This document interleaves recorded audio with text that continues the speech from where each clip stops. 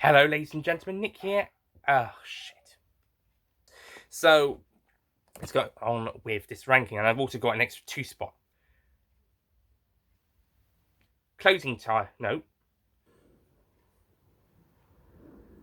As bad as Let's Kill Hitler is, that will be coming up in a bit. As bad. Yeah, I don't like the Almost People Rebel Flash. Okay, I wasn't so. But ultimately, this episode isn't that brilliant. It's a pretty weak story. And another story that's not that great is another episode. And my number 11 choice.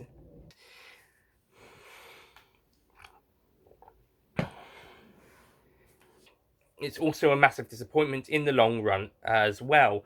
It's been over 9 years since this episode has aired, and it's still not. Nah, I won't talk about that. Ultimately, Let's Kill Hitler is a massive disappointment, and yeah, and this episode could have this. Or at the very least, a story where they meet this historical character just before the war kicks off. He's been doing terrible stuff at the time, and things are going to get even more worse. Like, oh, never mind. Stop it. So yeah, it's disappointing that they don't do.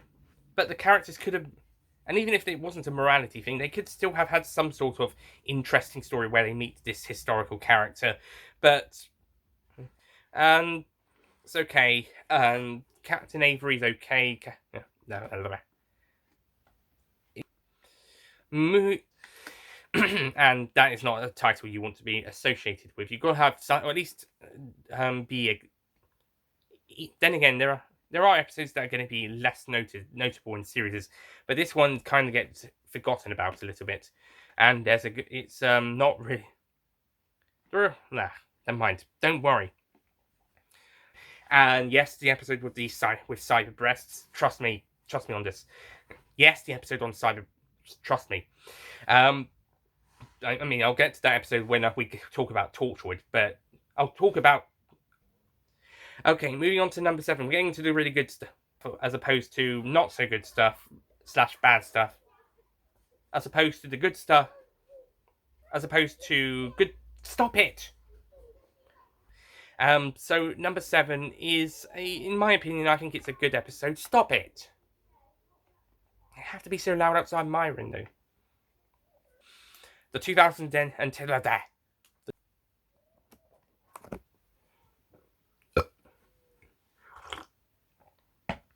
And whilst it does get a letdown resolution at the end, until then, this was. But I'm sorry, I meant this in here. The Doctor really. I don't see how this one could be hated. I can see why some people wouldn't get into it or wouldn't like it, and some of the other stuff could have been, and whatever but it doesn't matter. I think Rory should have done a bit more to. I did give a Utopia 10 out of 10 as an individual episode, but as part of a story, yeah, it would only be 2. So yeah, this one's got more 10 out of 10s than Series 3. Although Series 3's got more good episodes. In fact, there aren't any bad episodes in Series 3, so Series 3 is a better series overall. But this series has got more 10 out of 10s than Series 3.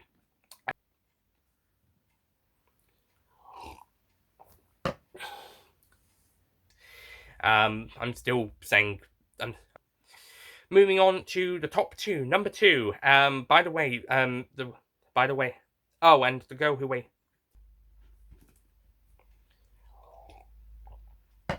And Stephen Moffat wouldn't have to worry about too much fan service elsewhere until the start of Series 7 at the very least. Well, maybe one bit in the 2011 Christmas special, just to be nice. And Stephen Moffat wouldn't have, mind you, the next time that we do have a. But yeah, definitely more. And it's also nice to see that junk TARDIS again. I could go and vet it for you. So that's my ranking of Doctor Who Series 6. I'll quickly do the Part 1 ranking. 7, the Rebel Flesh, the Almost People. 6, no, that's episode 5, the Rebel Flesh, the Almost People. 4, okay. I'll quickly just say what my Series 6 Part 1 ranking would be. Number 5 would be The Rebel Flesh and the Almost People. Number 4 would be The Impossible Asteroids and Day of the Moon. Oh no, it wouldn't. But yeah, that's and some of the weakest stories of the show are definitely present here. And two of the and one of them is written by the next weakest story. But Series 10 is the only series, including Series 2. Series 2 not so well. Maybe Series 10 might be weaker than that. I might change my mind. But anything can happen in the next 6 series. 7 if Series 13 gets. That would have been great if the greatest stuff. Don't forget to click below to subscribe to the official Nicholas Payne bonus content YouTube channel.